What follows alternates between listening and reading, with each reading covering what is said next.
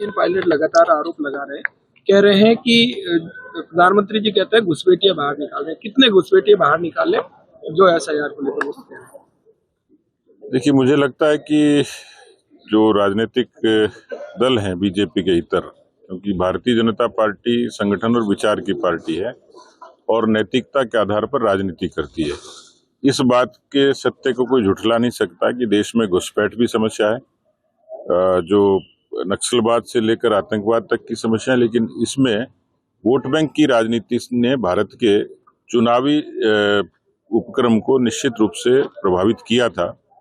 बिहार के एसआईआर के दौरान 60 लाख से भी ज्यादा डुप्लीकेट वोटर्स सामने आए थे। तो बार बार कांग्रेस पार्टी के नेता या जो इंडी गठबंधन के नेता हैं वो पैरवी करते हैं डुप्लीकेट वोटर्स की या घुसपैठियों की। तो इसमें समझ में आता है कि वो वोट बैंक की राजनीति उसके पीछे है।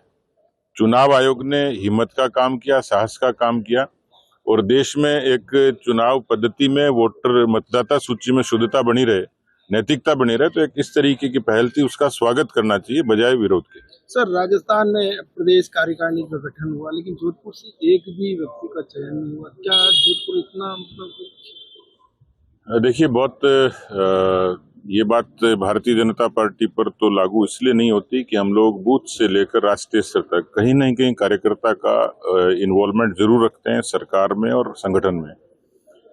अब पार्टी में एक सीमित से पद होते हैं, 200 विधानसभा क्षेत्रों के लोगों को समाहित करना एक बड़ी चुनौती होती है, लेकिन केवल कार्यकारिणी तक हमारी बात खत्म नहीं होती। हमने अपने पार्टी को बहुत सारे प्रकोष्ठों के जरिए, मोर्चों के जरिए उसको संयोजित किया है। तो आने वाले समय में हर क्षेत्र से पार्टी ऐसी है कि जो सामाजिक और भौगोलिक रूप से सब लोगों को समाहित करती है और अवसर देती है, समान अवसर देती है। तो मुझे लगता है थोड़ा इंतजार करना चाहिए। सर, बिहार के बाद अब उत्तर प्रदेश पे नजर?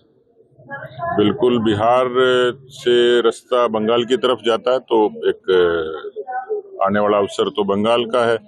जहां तक उत्तर प्रदेश का प्रश्न है, उत्तर प्रदेश में शासन और राशन दो ऐसे मुद्दे जिस पर उत्तर प्रदेश की जनता योगी जी के नेतृत्व पर भरोसा करती है, मोदी के नेतृत्व पर भरोसा करती है। शीतकालीन सत्र शुरू हो रहा है जी, आज सर्वदलीय की बैठक भी है।